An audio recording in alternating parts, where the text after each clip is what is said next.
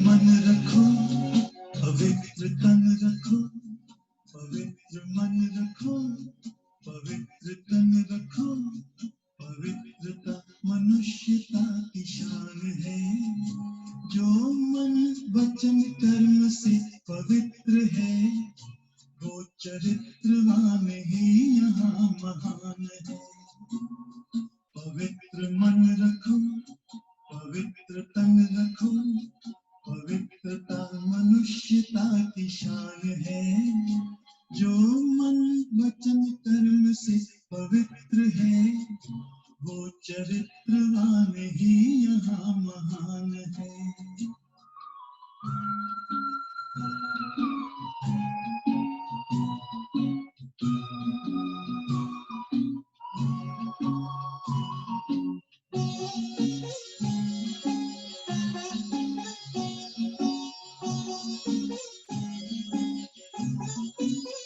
बड़ा ही मूल्यवान है तुम्हारा ये जन्म, तुम्हारा ये जन्म। बड़ा ही मूल्यवान है तुम्हारा ये जन्म, तुम्हारा ये जन्म। जगत की कर्म भूमि में करो भले कर्म, करो भले कर्म। अच्छे रखो विचार, उत्तम करो व्यवहार, अच्छे रखो विचार, उत्तम करो व्यवहार। आदर्श व्यक्ति की ये पहचान है, जो मन वचन कर्म से पवित्र है, वो चरित्रवान ही यहाँ महान है। पवित्र मन रखो, पवित्र तन रखो, पवित्रता मनुष्यता की शान है, जो मन वचन कर्म से पवित्र है, वो चरित्रवान ही यहाँ महान है।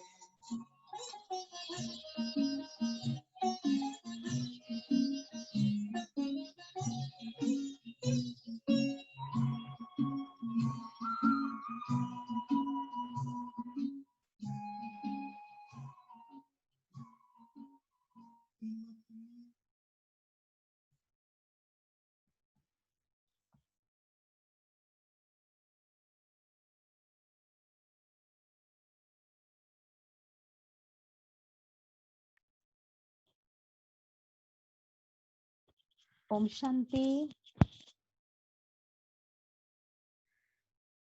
आप सभी को हैप्पी संडे। हम सभी बहुत भाग्यशाली हैं कि साइंस के साधन हमें साथ दे रहे हैं और हम संगठन में पुरुषार्थ कर रहे हैं। इंडिविजुअली पुरुषार्थ तो कर ही रहे थे, लेकिन ये संपूर्ण पवित्रता के बारे में बहुत अच्छा हम चिंतन मनन भी कर पाते हैं, महसूस कर पाते हैं अपने आप को। तो बाबा को अपने साथ में अनुभव करते हुए हम संपूर्ण पवित्रता किताब की रीडिंग सेशन अभी शुरू करते हैं। कल के दिन बाबा ने बहुत रमणीक बातें सुनाई थी, तो आप सबने भी एंजॉय किया होगा और अपने को देखा होगा कि हम कहाँ पर हैं, फर्स्ट क्लास, सेकंड क्लास या थर्ड क्लास।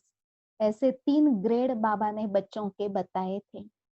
क्योंकि वतन में क्या था, तो बाबा ने कहा वतन में ब्यूटी कॉन्टेस्ट थी। जैसे आजकल की पुरानी दुनिया में भी ब्यूटी कंपटीशन होती है ना, उसमें मिस वर्ल्ड फाइनल होती है, फर्स्ट सेकंड थर्ड प्राइज मिलते होंगे। तो हमारा बाबा भी वंडरफुल है। बाबा ने वतन में ब्यूटी कॉन्टेस्ट रखी थी और उसमें 3 प्रकार के बच्चे बाबा ने देखे और बाबा ने नंबर भी दे दिए। अपने आप को प्रोग्रेस करने के लिए बाबा ने उम्मीद भी बच्चों को दी और बाबा ने स्लोगन दिया या मंत्र दिया अनुभव करने के लिए कि बच्चे सरल उपाय है अपनी अवस्था को ऊंचा उठाने के लिए। एक संकल्प मन में धारण कर लेना कि मैं हूं ही पवित्र आत्मा। मुझे पवित्र बनना है ये नहीं, लेकिन मैं हूं ही ओरिजिनल पवित्र आत्मा। तो हम सभी जैसे सुनने के बाद अभ्यास करते रहे, आज अमृत वेले भी अभ्यास किया, लेकिन एक दिन ये अभ्यास करने से तो हम वैसा नहीं बन जाएंगे। आप सभी नॉलेजफुल हैं, तो जैसे ये अभ्यास बढ़ाते जाएंगे, ऐसे बाबा की मदद मिलती जाएगी। तो बाबा ने ब्यूटी कॉन्टेस्ट में क्या क्या बातें बताई। बाबा ने कहा सूक्ष्म वतन में आप सभी बच्चों को इमर्ज किया था और ब्यूटी कॉन्टेस्ट थी, उसमें क्या देखा, कैसे बाबा ने नंबर दिए। तो बाबा ने कहा बच्चों के नयन देखे। जिन बच्चों ने बाबा को पाने के बाद अपने नयन रूहानी नयन बनाए, जिससे रूहानी नजर से दूसरों को देखने का अभ्यास हो गया, रूहानी स्नेह से देखते हैं, उस आधार से फर्स्ट, सेकंड और थर्ड तीनों प्राइजेस बाबा ने दिए। फिर दूसरी बात, मस्तक देखा बाबा ने। मस्तक में क्या होना चाहिए, तो स्मृति, अपनी आत्मिक स्मृति, बाबा की स्मृति। और किसी को देखें तो वो भी महान आत्मा है, ये स्मृति। तो स्मृति के आधार से भी नंबर बने। पहली बात बताई नयन, दूसरी बात बताई मस्तक, तीसरी बात बाबा ने कही होठों पर मुस्कान। कौन सी मुस्कान, परमात्म मिलन के खुशी की मुस्कान। और जो भी प्राप्तियां हुई हैं, इन प्राप्तियों को पाने की मुस्कान बच्चों के होठों पर होनी चाहिए। चेहरे पर अपने बिछड़े हुए इस परिवार से मिलने की खुशी, बाबा से मिलने की खुशी, इसके आधार से भी बाबा ने मार्क्स दिए। तो बाबा ने इन प्राप्तियों को देखते लास्ट में कहा कि बच्चों के प्यूरिटी का ताज इसके आधार से ही बनता है। तो कहाँ तक ये प्यूरिटी के ताज का जो सर्कल है वो कंप्लीट है, क्योंकि कभी चंद्रमा का भी जो सर्कल होता है कम होता है, पूरा होता है। अगर सर्कल कम है, इसका मतलब प्यूरिटी की परसेंटेज कम है। तो हमारा पवित्रता का ताज भी फुल लकीर वाला है या नहीं है, ये बाबा ने चेक किया। तो 5 बातें बताई। एक तो नयन, दूसरा मस्तक, तीसरा होठों की प्राप्तियों की मुस्कान, चौथा चेहरे पर खुशी, अपने ऐसे परिवार से मिलने की, बिछड़े हुए परिवार से मिलने की खुशी, चौथा ताज। इन 5 बातों को देखते हुए बाबा ने ब्यूटी कॉन्टेस्ट में बच्चों के रैंक बनाए, first class, second class, third class. First class में भी बाबा ने कहा 2 प्रकार के हैं। जो आपका स्लोगन है, बी होली बी राजयोगी, पवित्र बनो राजयोगी बनो, परंतु कई ऐसे बच्चे हैं जो है ही पवित्र, उनको बी योगी बी होली ये कहने की जरूरत नहीं, लेकिन वो है ही होली। अर्थात उनके ऊपर पिछले जन्म के भी किसी विकार के वाइब्रेशन का, विकार के अंश का इफेक्ट नहीं है। अर्थात उनको पवित्र बनने के लिए कोई मेहनत नहीं करनी पड़ी, लेकिन सहज पवित्रता को स्वाभाविक रीति से धारण कर लिया। ये फर्स्ट क्लास में थोड़े बच्चे हैं जिनके लिए बाबा ने कहा कि ये एयर कंडीशन प्राइज लेने वाले हैं। फिर फर्स्ट क्लास बच्चे कौन से हैं, जिन्होंने बाबा को पाने के बाद सरलता से पवित्रता को धारण कर लिया, शुद्धता को धारण कर लिया, जरा भी मेहनत नहीं करनी पड़ी। तो ये फर्स्ट क्लास का वर्णन बाबा ने अच्छी तरह किया। फिर बाबा ने कहा सेकंड क्लास जो बच्चे हैं वो 70% वाले हैं, और थर्ड क्लास जो है वो 30% वाले हैं। सेकंड क्लास में भी 30 से लेकर के 50 तक कई बच्चे हैं, लेकिन बाबा ने कहा वो पीछे वाले हैं। और थर्ड क्लास की तो बात ही मत पूछो, क्योंकि आपको तो थर्ड क्लास में जाना ही नहीं है। तो बाबा ने कहा आपको अपनी स्थिति को ऊंच उठाने के लिए पुरुषार्थ करने की अभी भी मार्जिन है, अभी भी लास्ट सो फास्ट आप बच्चे जा सकते हो। तो बाबा ने कहा अपनी नेचुरल ब्यूटी में आ जाओ बच्चे, आप ओरिजिनल पवित्र स्वरूप आत्मा हो। पवित्रता को अपनाने के लिए मेहनत क्यों करते हो, अर्थात मेहनत का मेकअप क्यों करते हो। ब्यूटी जो है आपकी ओरिजिनल वही अच्छी है, और उसी ब्यूटी को देख करके बाबा ने आपसे प्यार किया है, तो आप अपने नेचुरल ब्यूटी में आ जाओ, ऐसे बाबा ने कहा। और इसी संपूर्ण पवित्रता की अवस्था के कारण बाबा ने कहा आप बाबा को प्रत्यक्ष करेंगे, लाल किले पर बाबा का झंडा लहराएंगे। हम सभी का लक्ष्य है ना, बाबा का झंडा सारे भारत में, सारे विश्व पर लहराए। उसके लिए बाबा ने कहा बच्चे कितनी सहज पुरुषार्थ की बातें हैं कि बाबा भी लाल, आप आत्मा भी लाल, अपना परम धाम घर भी लाल, और जब से आप बाबा के बन गए तब से बन गए लाल। लाडले बच्चे को क्या कहते हैं, लाल कहते हैं। तो बाबा ने कहा ये स्मृतियां आपको सहज ही बाप समान संपूर्ण पवित्र बनाएंगी। तो ऐसे हम अपनी उन्नति करते जाएंगे तो बाबा की प्रत्यक्षता में सहज मददगार बनेंगे। अभी हम अगली रीडिंग शुरू करते हैं, जो उम्मीद है आप सभी एकाग्रता से ध्यान से सुनेंगे। बाबा ने कहा सदा चेकिंग की मशीन को यूज करो, सदा चेकिंग की मशीन को यूज करो। मधुबन निवासियों के लिए सिर्फ एक ही बात स्मृति में रखकर समर्थ बनने की है, वह कौन सी। बाबा मुलाकात कर रहे हैं मधुबन निवासियों से, तो हम सभी भी अपने को उस स्वरूप में बना लेते हैं कि हमारा भी परमानेंट एड्रेस कौन सा है, मधुबन है। तो हमारे लिए सहज समर्थ बनने की कौन सी स्मृति में रखने की बात है, जिस एक बात में सब समाया हुआ है। जो भी संकल्प करो, बोल बोलो, कर्म करो, संबंध व संपर्क में आओ, सिर्फ एक चेकिंग करो कि यह सब बाप समान है।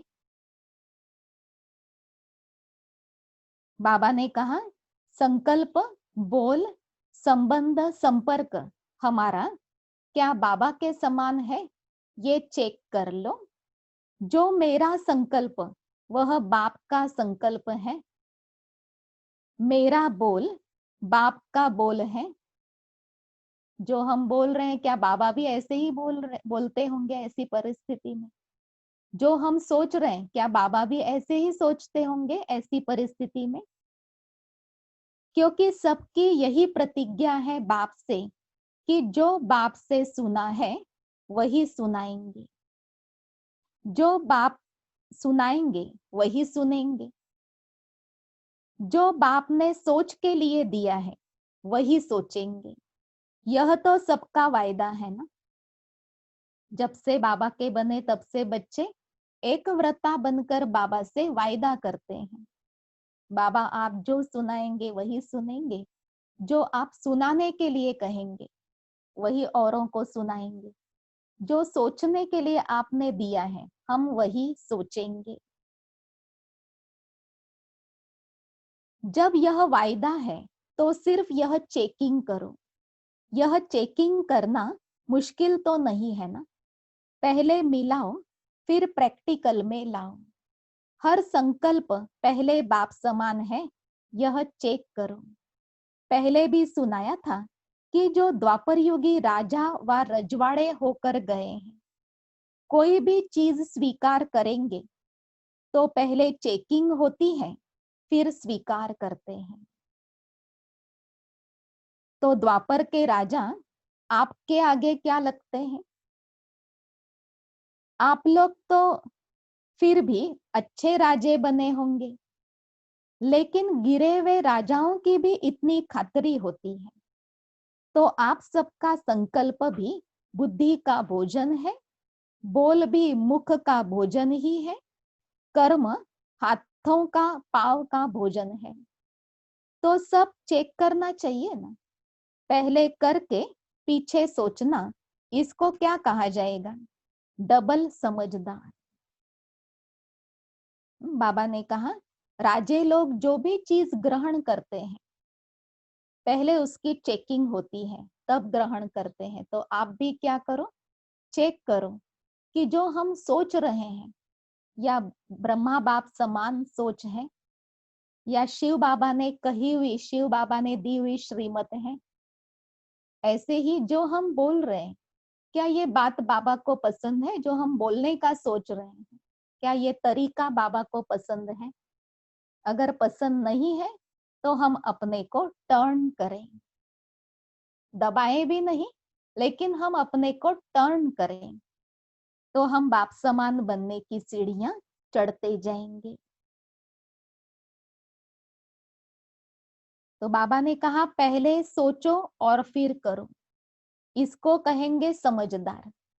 और पहले भूल कर ली और फिर सोच रहे हैं, तो इसको क्या कहेंगे? तो बाबा ने हंसी में कहा है डबल समझदार, ज्यादा समझदार, या उल्टे समझदार, कि कर लिया और फिर सोच रहे हैं कि ये तो नहीं होना चाहिए था। सिर्फ यह एक बात सदा अपनी निजी संस्कार बना दो, जैसे स्थूल में भी कई आत्माओं के संस्कार होते हैं, ऐसे वैसे कोई चीज कब स्वीकार नहीं करेंगे। पहले चेक करेंगे, देखेंगे, फिर स्वीकार करेंगे। आप तो सब महान पवित्र आत्माएं हो, सर्वश्रेष्ठ आत्माएं हो। तो ऐसी आत्माएं बिना चेकिंग के संकल्प को स्वीकार कर दे, वाणी से बोल दे, कर्म को कर ले, यह महानता नहीं लगेगी। बाबा कहते, आप महान पवित्र आत्माएं, सर्वश्रेष्ठ आत्माएं हो, और आप बिना सोचे बोल रहे हैं, कर रहे हैं, बिना चेकिंग के संकल्प कर रहे हैं, तो ये तो आपकी महानता को शोभता नहीं है। तो मधुबन निवासियों के लिए सिर्फ एक ही बात है, चेकिंग की मशीनरी तो है ना, अभ्यास ही मशीनरी है। अभ्यास करना, बाबा के साथ अपने को टैली करना, यही मशीनरी है। इस समय कल्प पहले वाले पुराने सो नए बच्चे आए हैं, पुराने ते पुराने भी हो और नए भी हो। नए बच्चे अर्थात सबसे छोटे, छोटे सबसे लाडले होते हैं, छोटे पत्ते सबको सुंदर लगते हैं ना, तो भल नए हैं, लेकिन अधिकार में नंबर 1। ऐसे पुरुषार्थ करते चलो। सबसे पहला अधिकार पवित्रता का है। हमारा सबसे पहला अधिकार पवित्रता का है। उसके आधार पर सुख, शांति, सर्व अधिकार प्राप्त हो जाते। तो पहला पवित्रता का अधिकार लेने में सदा नंबर 1 रहना, तो प्राप्ति में भी नंबर 1 हो जाएंगे। बाबा ने कहा, पहला पवित्रता का अधिकार लेने में आप नंबर 1 रहना। जिसने पवित्रता को धारण किया तो प्राप्तियां भी उसको सहज होती रहेंगी। इसलिए बाबा कहते, पवित्रता में नंबर 1, तो प्राप्ति में भी नंबर 1 रहेंगे। पवित्रता की फाउंडेशन को कभी कमजोर नहीं करना, तब ही लास्ट सो फास्ट जाएंगे।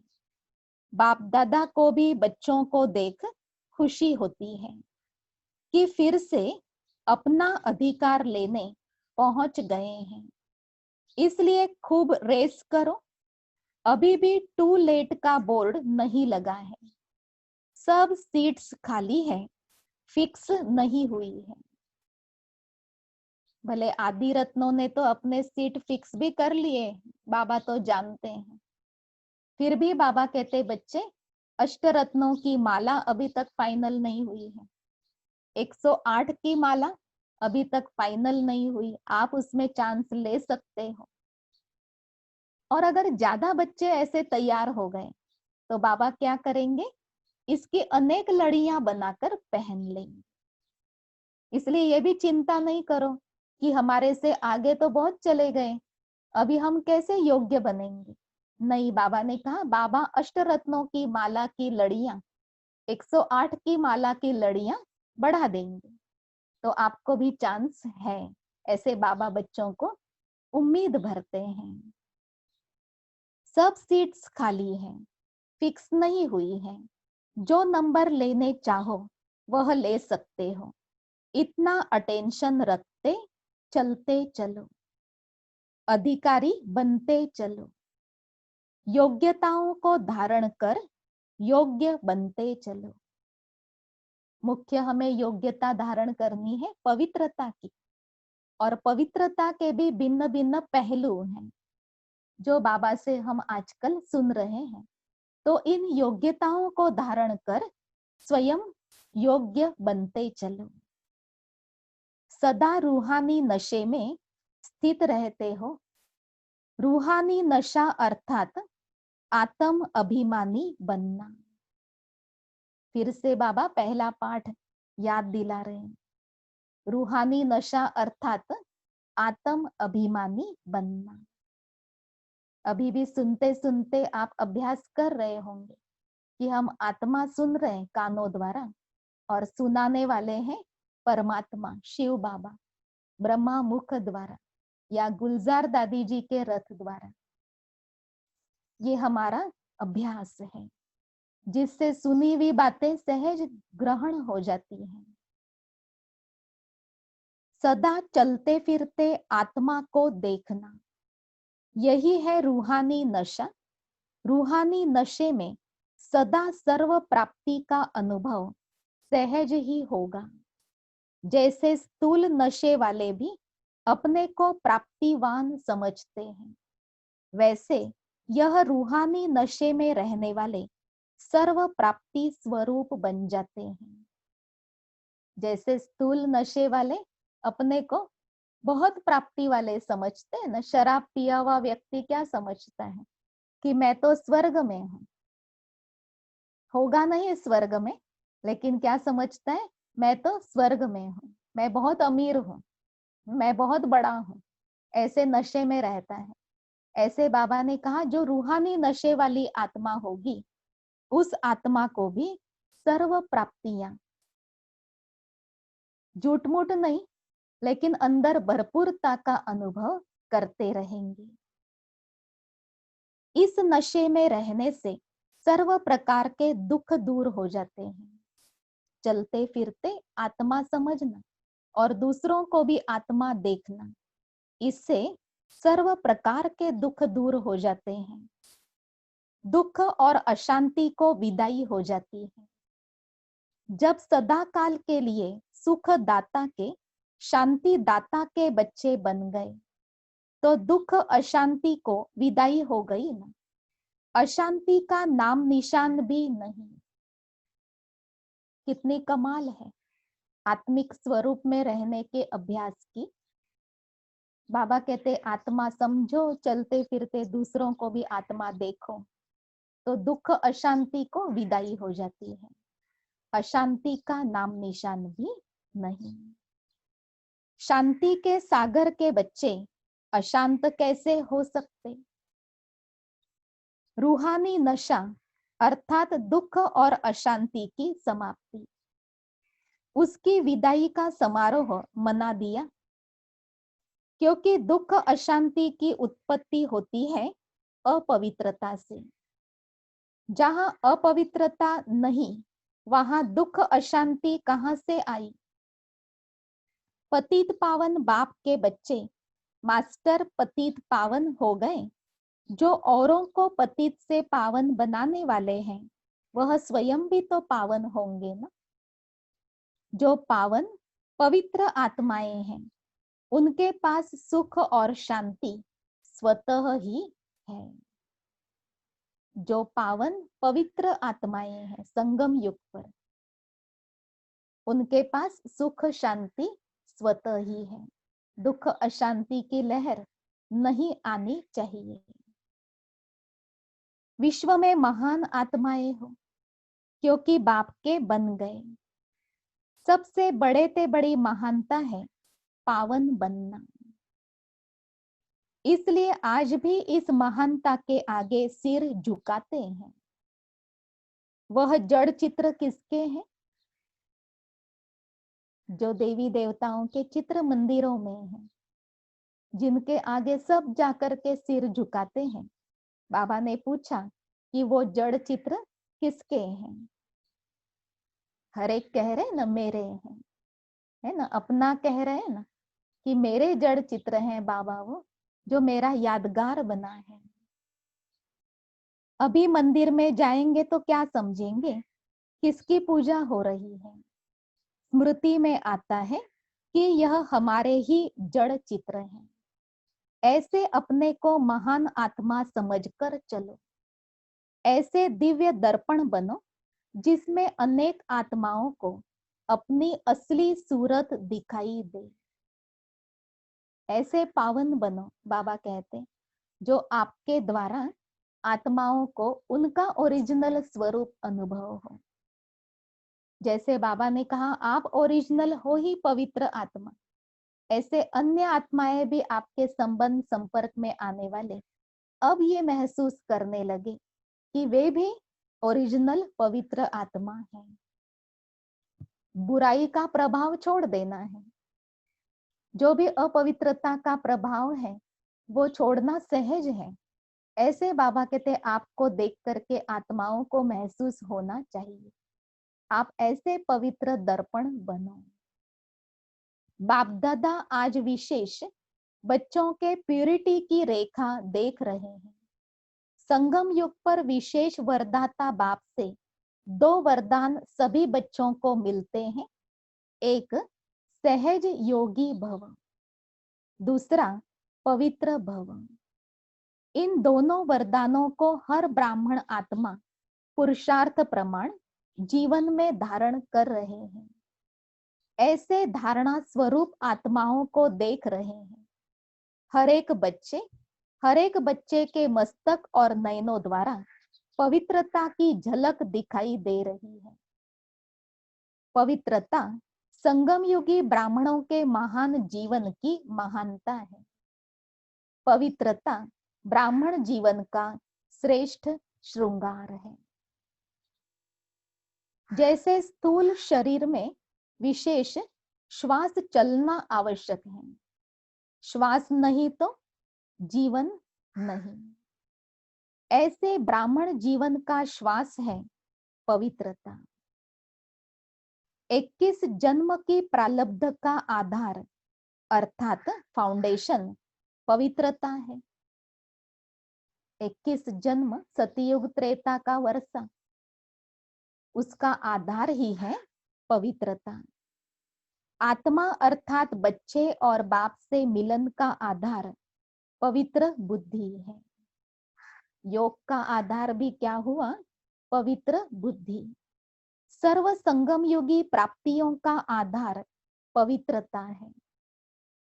पवित्रता पूज्य पद पाने का आधार है। ऐसे महान वरदान को सहज प्राप्त कर लिया है। वरदान के रूप में अनुभव करते हो या मेहनत से प्राप्त करते हो? पवित्रता को अनुभव करते हो तो बाबा से वरदान के रूप में अनुभव कर रहे हो, सहज अनुभव कर रहे हो या मेहनत से अनुभव कर रहे हो? बाबा पूछ रहे हैं।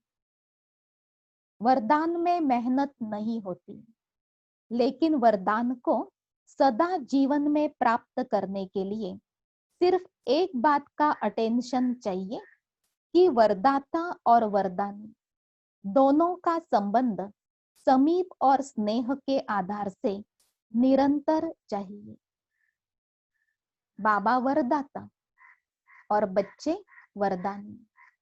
तो बाबा ने कहा बाप और बच्चे का संबंध समीप स्नेह के आधार से निरंतर चाहिए, कनेक्शन निरंतर चाहिए। वरदाता और वरदानी आत्माएं दोनों सदा कंबाइंड रूप में रहे तो पवित्रता की छत्र छाया स्वतः रहेगी। बाबा और बच्चे सदा कंबाइंड रूप में रहे तो पवित्रता की छत्र छाया स्वतः रहेगी। जहां सर्वशक्तिवान बाप है वहां अपवित्रता स्वप्न में भी नहीं आ सकती है। सदा बाप और आप युगल रूप में रहो, सिंगल नहीं युगल। सदा बाप और आप, शिव शक्ति, आत्मा है ही शक्ति। भले भाई हैं, लेकिन बाबा ने कहा आप आत्मा तो मेरी सजनी है। तो बाबा ने कहा शिव और शक्ति दोनों कंबाइंड या आप और बाप ऐसे युगल मूर्त होकर रहो, सिंगल नहीं युगल। सिंगल हो जाते हो तो पवित्रता का सुहाग चला जाता है, नहीं तो पवित्रता का सुहाग और श्रेष्ठ भाग्य सदा आपके साथ है। तो बाप को साथ रखना अर्थात अपना सुहाग भाग्य साथ रखना, तो सभी बाप को सदा साथ रखने में अभ्यासी होना। बाबा को सदा साथ रखने में अभ्यासी होना, अच्छा अच्छा अनुभव कर रहे हो ना कि बाबा हमारे साथ हैं, साथ थे, साथ हैं और अंत तक साथ रहेंगे। विशेष डबल विदेशी बच्चों को अकेला जीवन पसंद नहीं है ना, सदा कंपेनियन चाहिए ना। तो बाप को कंपेनियन बनाया अर्थात पवित्रता को सदा के लिए अपनाया। ऐसे युगल मूर्त के लिए पवित्रता अति सहज है। पवित्रता ही नेचुरल बन जाएगी। पवित्र रहूं, पवित्र बनूं, यह क्वेश्चन ही नहीं। पवित्रता नेचुरल बन जाएगी बाबा को युगल समझने से। पवित्र बनूं, पवित्र रहूं, मेहनत की बात नहीं।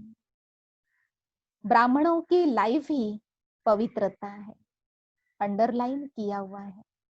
ब्राह्मणों की लाइफ ही पवित्रता है। ब्राह्मण जीवन का जियदान ही पवित्रता है। आदि अनादि स्वरूप ही पवित्रता है। जब स्मृति आ गई कि मैं आदि अनादि पवित्र आत्मा हूं, स्मृति आना अर्थात पवित्रता की समर्थी आना, तो स्मृति स्वरूप समर्थ स्वरूप आत्माएं तो निजी पवित्र संस्कार वाली, निजी संस्कार पवित्र हैं। संग दोष के संस्कार अपवित्रता के हैं। तो निजी संस्कारों को इमर्ज करना सहज है, व संग दोष के संस्कार इमर्ज करना सहज है। ब्राह्मण जीवन अर्थात सहज योगी और सदा के लिए पावन। पवित्रता ब्राह्मण जीवन के विशेष जन्म की विशेषता है। पवित्र संकल्प ब्राह्मणों की बुद्धि का भोजन है। पवित्र दृष्टि ब्राह्मणों के आंखों की रोशनी है। पवित्र कर्म ब्राह्मणों के जीवन का विशेष धंधा है। पवित्र संबंध और संपर्क ब्राह्मण जीवन की मर्यादा है। तो बाबा ने कहा आपकी बुद्धि का भोजन, आपके नयनों की रोशनी, आपका धंधा, आपकी मर्यादा है ही पवित्रता। तो सोचो ब्राह्मण जीवन की महानता क्या हुई? पवित्रता हुई ना। ऐसी महान चीज को अपनाने में मेहनत नहीं करो, हठ से नहीं अपनाओ। मेहनत और हठ निरंतर नहीं हो सकता, लेकिन यह पवित्रता तो आपके जीवन का वरदान है। इसमें मेहनत और हठ क्यों? अपनी निजी वस्तु है, अपनी चीज को अपनाने में मेहनत क्यों? पराई चीज को अपनाने में मेहनत होती है। पराई चीज अपवित्रता है, न कि पवित्रता। अपवित्रता, विकार, ये सब पराई चीजें हैं। रावण पराया है, अपना नहीं। बाप अपना है, रावण पराया है, तो बाप का वरदान पवित्रता है। रावण का श्राप अपवित्रता है। तो रावण पराये की चीज क्यों अपनाते हो? पराई चीज अच्छी लगती है? पूछा बाबा ने। दूसरे की चीज अच्छी लगती है? पवित्रता बाबा की अपनी चीज, बाबा ने दी हुई चीज, तो अपनी प्रॉपर्टी हो गई, बाबा ने दी हुई अपनी अमानत हो गई। और रावण ने क्या दिया? तो अपवित्रता, उसको त्यागा, फिर उसकी तरफ बार बार खींचाव न हो, क्योंकि बाबा ने कहा पराई चीज है ना, पराई चीज में आंख नहीं जानी चाहिए। तो सदा स्वस्वरूप पवित्र है, स्वधर्म पवित्रता है, और आत्मा की पहली धारणा पवित्रता है। स्वदेश पवित्र देश है, स्वराज्य पवित्र राज्य है, स्व का यादगार परम पूज्य है। कर्मेंद्रियों का अनादि स्वभाव सुकर्म है। बस यही सदा स्मृति में रखो, तो मेहनत और हठ योग से छूट जाएंगे। बाप दादा बच्चों को मेहनत करते हुए नहीं देख सकते, इसलिए हो ही सब पवित्र आत्माएं। स्वमान में स्थित हो जाओ। स्वमान क्या है? मैं परम पवित्र आत्मा हूं। कल हमने याद किया कि मैं हूं ही ओरिजिनल पवित्र आत्मा। आज याद करेंगे, अभ्यास करेंगे, अनुभव करेंगे, मैं परम पवित्र आत्मा हूं। इसको अनुभव के साथ हमें बार बार सारे दिन में संकल्प में लाना है। जप नहीं करना है, रटना नहीं है, लेकिन कर्म करते, बैठ करके, लेटे लेटे इस स्थिति को अनुभव करना है ना, कि मैं परम पवित्र आत्मा हूं। देखिए करते करते 108 बार हो जाता है कि शायद हो भी जाता होगा ना सारे दिन में। और ये हमें टाइम भी मिला हुआ है ऐसा पुरुषार्थ करने के लिए। अपने को फर्स्ट क्लास में ऊंची ग्रेड में चांस लेने के लिए बाबा ने टाइम दिया हुआ है। तो हमें स्लोगन या स्वमान दे रहे हैं बाबा, बच्चे सोचो मैं हूं ही परम पवित्र आत्मा। सदा अपने इस स्वमान के आसन पर स्थित होकर हर कर्म करो, तो सहज वरदानी हो जाएंगे। यह सहज आसन है, तो सदा पवित्रता की झलक और फलक में रहो। स्वमान के आगे देह अभिमान आ नहीं सकता। समझा? डबल विदेशी तो इसमें पास हो ना, हठ योगी तो नहीं हो ना, मेहनत वाले तो नहीं हो ना। मोहब्बत में रहो तो मेहनत खत्म। बाबा के प्यार में अपने को बाबा के समान बनाते चले, तो बाबा ने कहा मेहनत हठ खत्म हो जाएगा। बाबा के स्नेह में अपने आप को टर्न कर लेंगे। लवलीन आत्मा बनो, सदा एक बाप दूसरा न कोई, यह नेचुरल प्यूरिटी है। तो ये गीत गाना नहीं आता है, एक बाप दूसरा न कोई। तभी गीत गाओ, गाओ एक बार, मेरा तो एक बाप दूसरा न कोई। ये गीत गाना बाबा ने सिखा दिया। यही गीत गाना सहज पवित्र आत्मा बनना है। सारे कल्प में संगम युग का हर दिन विशेष दिन है, और आप विशेष युग के विशेष पार्टधारी हो। इसलिए आप विशेष आत्माओं का हर कर्म अलौकिक और विशेष है। तो सदा आपस में भी मुबारक दो और स्वयं को भी मुबारक दो, बधाई दो। जहां बधाई होगी वहां विदाई हो ही जाएगी। स्वयं को बधाई दो, पवित्र बनने की, शक्तिशाली बनने की, परिवर्तन होने की, जो बाबा ने कहा वो करने की स्वयं को बधाइयां दो। और बाबा ने कहा आपस में भी बधाई दो, मुबारक दो। किसी के अच्छाई को देख करके उनको अप्रिशिएट करो, मुख से बोलना भी जरूरी है, क्योंकि अभी वो समय तो नहीं हुआ ना कि मनसा से एक दूसरे से बात करें, वो टाइम भी आएगा।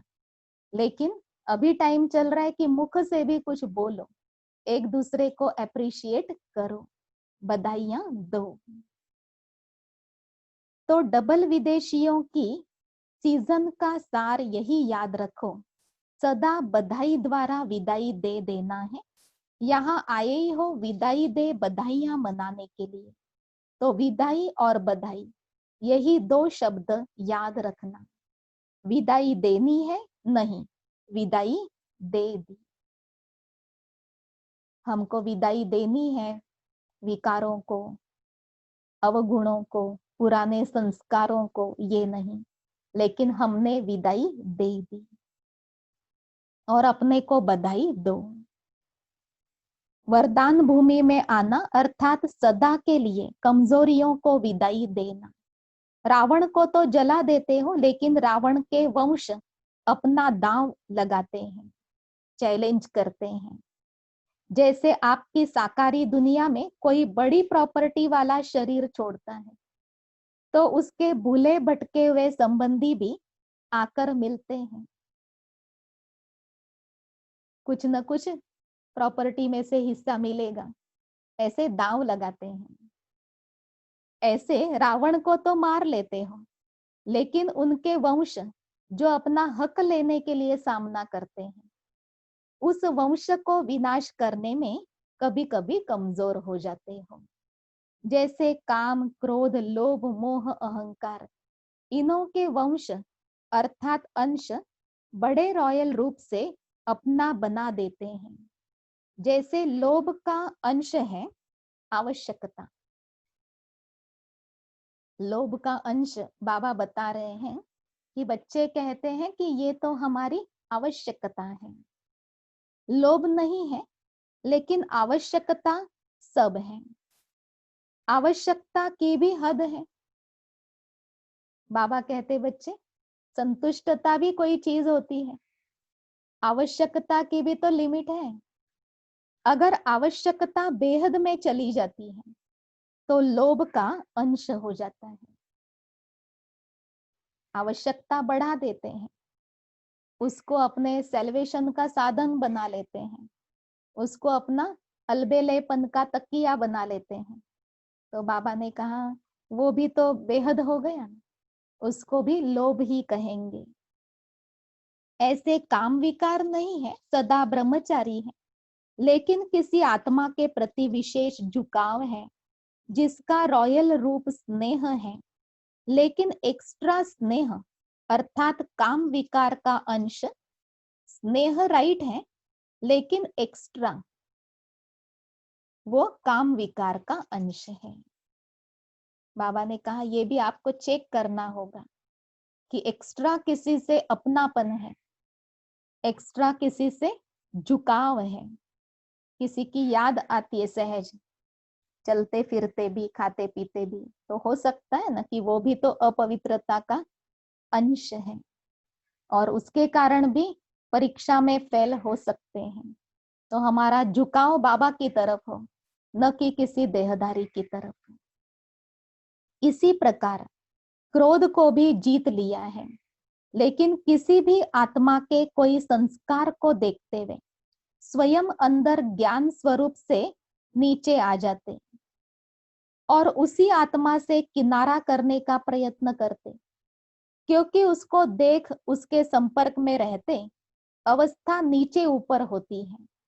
इसलिए स्वभाव को देख किनारा करना यह भी घृणा अर्थात क्रोध का ही अंश है। किसी व्यक्ति से नहीं बनता, उनके संस्कार देख करके स्वयं की अवस्था ऊपर नीचे हो जाती।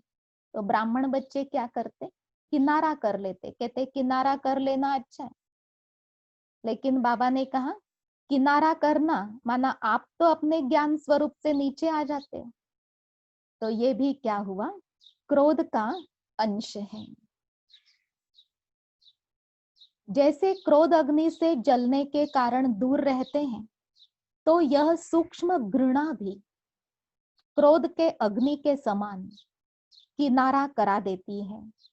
इसका रॉयल शब्द है, अपनी अवस्था को खराब करें, इससे किनारा करना अच्छा है। सभी बाबा के बच्चे सहज बोल देते हैं कि अपनी अवस्था को हम खराब करें, इससे तो साइड हो जाना, किनारा करना, बात करना बंद कर देना अच्छा है।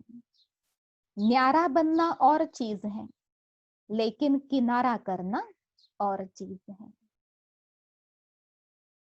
न्यारे बन प्यारे बन न्यारे बनते हो वो राइट है, लेकिन सूक्ष्म घृणा भाव यह ऐसा है, यह तो बदलना ही नहीं है, ऐसे सदा के लिए उसको सूक्ष्म में श्रापित करते हो।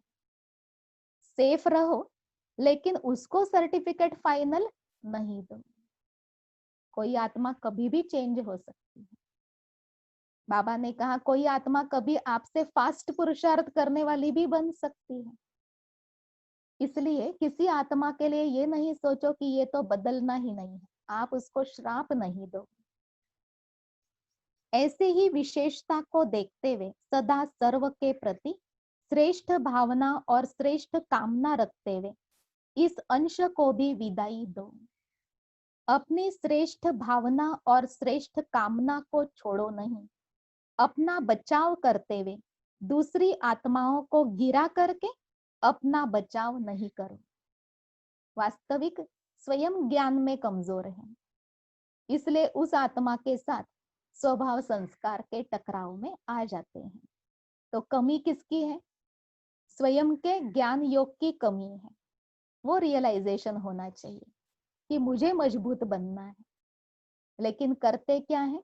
दूसरी आत्मा को दोष देते हैं, है ना, वो ऐसा है, वो ऐसी है, उनके संस्कार ऐसे, इनके कारण मेरी स्थिति खराब हो गई, इससे तो किनारा करना अच्छा है। तो बाबा ने कहा अपने बचाव के लिए दूसरे को दोष देना, ये भी तो घृणा का ही प्रकार है। खुद को भी बचाओ, दूसरे को भी बचाओ। जैसे खुद की केस बहुत अच्छी बाबा के और बड़ों के सामने रखते हो, ऐसे दूसरे की केस भी, जिसके साथ आपका टकराव है उसकी केस को भी तो अच्छी तरह सामने रखने की कोशिश करो। यह छोटी छोटी बातें चलते चलते दो स्वरूप धारण कर लेती हैं, एक दिल शिकस्त और दूसरा अलबेला। किनारा करना, टकराव, घृणा, ये बातें क्या रूप ले लेती? तो बाबा ने कहा दिल शिकस्त, घृणा वाला, किनारा करने वाला, सोचता है ना इससे तो छोड़ दें, हमसे नहीं होगा, हमसे इतना ज्ञान को यूज करना नहीं होगा, हम इतना परिवर्तन नहीं कर सकते। और दूसरा अलबेलापन, कहते कितना ही करो लेकिन बातें तो वही आती हैं, कितना ही करो तो भी हम दिल तख्त नशीन नहीं बन सकते हैं, हमने तो बहुत मेहनत की, इसलिए पुरुषार्थ करना ही छोड़ दो, मेहनत करना ही छोड़ देते हैं, अलबेलापन आ जाता है। तो अभी रावण के अंश को सदा के लिए विदाई देने के लिए इन दो रूपों को विदाई दो और सदा अपने में बाप द्वारा मिली हुई विशेषता को देखो। मेरी विशेषता नहीं, बाप द्वारा मिली हुई विशेषता। मेरी विशेषता सोचेंगे तो फिर अहंकार का अंश आ जाएगा। अपने को विशेष आत्मा समझो, अपनी विशेषताओं को याद करो, लेकिन बाबा ने कहा उस विशेषता को मेरी विशेषता नहीं समझो। मेरी समझेंगे तो क्या होगा? अहंकार का अंश आएगा, घमंड का व्यवहार, घमंड के बोल, सब परेशान हो जाएंगे।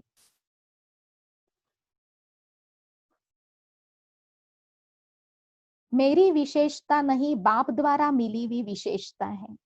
मेरी विशेषता से काम क्यों नहीं लिया जाता? मेरी विशेषता को जानते ही नहीं है।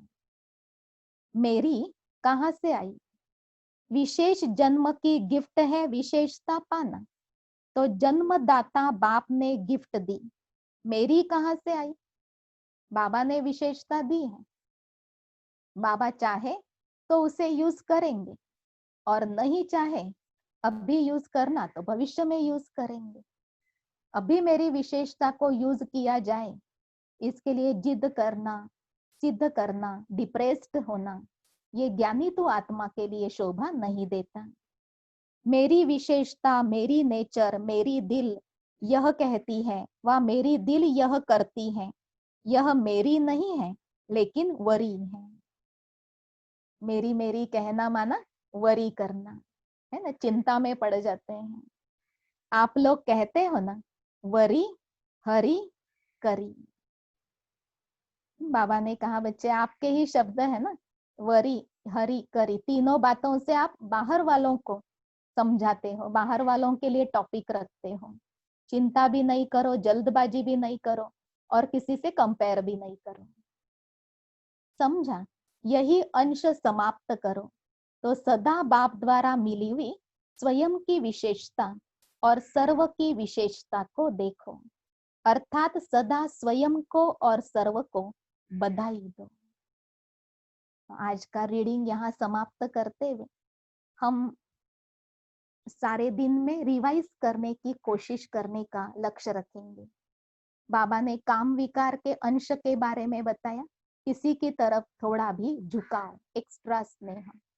क्रोध विकार के अंश के बारे में बता रहे हैं कि घृणा, किनारा करना, किसी आत्मा में परिवर्तन न देख करके उस आत्मा से परेशान हो जाना। बाबा ने कहा ये आपकी ज्ञानी तो आत्मा की स्टेज नहीं है, आप अपनी कमी को समाप्त करो, अपने को मजबूत करो। तो ये अपने को चेक करते हुए हम अपने संपूर्ण पवित्रता की स्टेज में अभी और परिपक्व हो जाएंगे।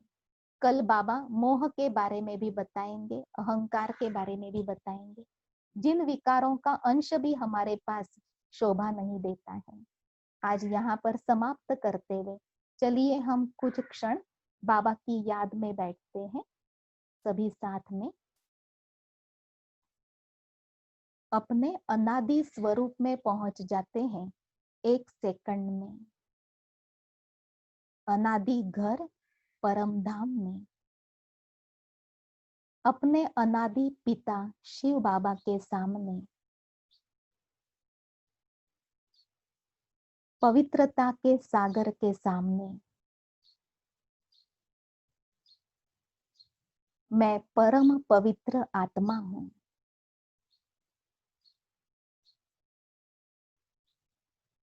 बाबा का पवित्रता का प्रकाश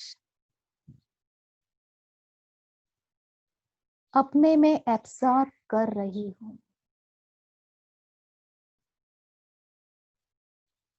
बाबा की पवित्रता मेरे में धारण होती जा रही है।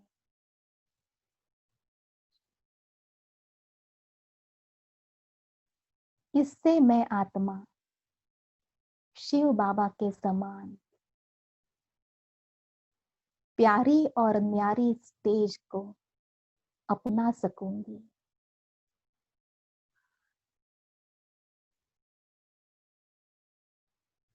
अब अपने देवता स्वरूप में चलिए। स्वर्णिम दुनिया में उच्च पद का अधिकारी मैं पावन देवता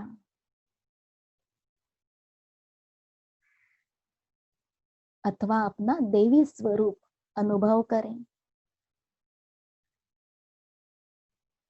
मेरा पवित्रता का आभा मंडल दूर दूर तक फैला हुआ है।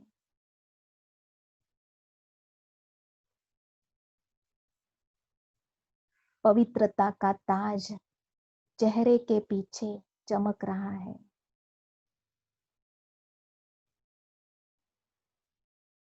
पवित्रता की अथॉरिटी होने के कारण मैं आत्मा प्रकृति जीत हूं।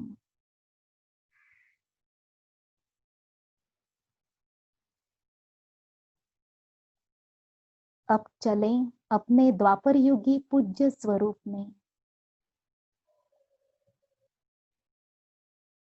अपनी सुंदर मूर्ति देखिए। जहां पूजा शुरू हो गई है सारा मंदिर भरा हुआ है। भक्त आत्माएं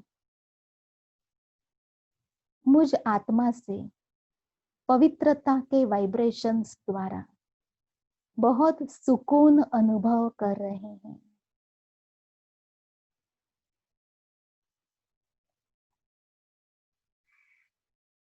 मेरे जड़ यादगार द्वारा मेरे बाबा भक्तों को पवित्रता, सुख, शांति की किरणों से भरपूर कर रहे हैं।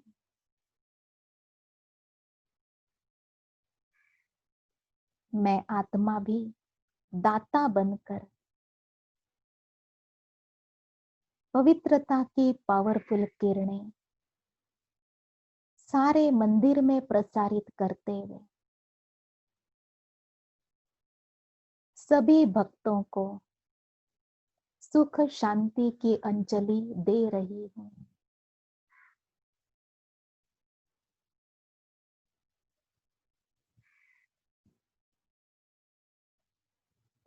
वर्तमान संगम युगी जीवन में आ जाइए।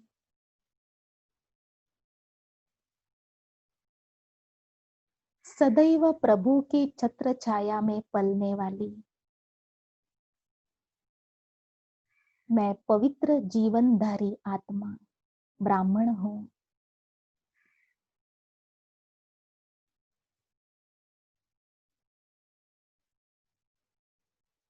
बाबा मेरे सिर पर हाथ रखकर पुनः वरदान दे रहे हैं। सहज योगी भव, संपूर्ण पवित्र भव।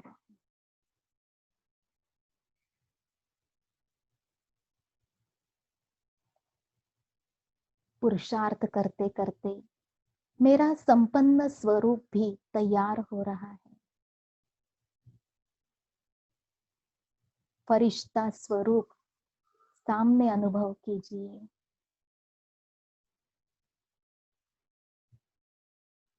जिससे लाइट ही लाइट प्रवाहित हो रही है।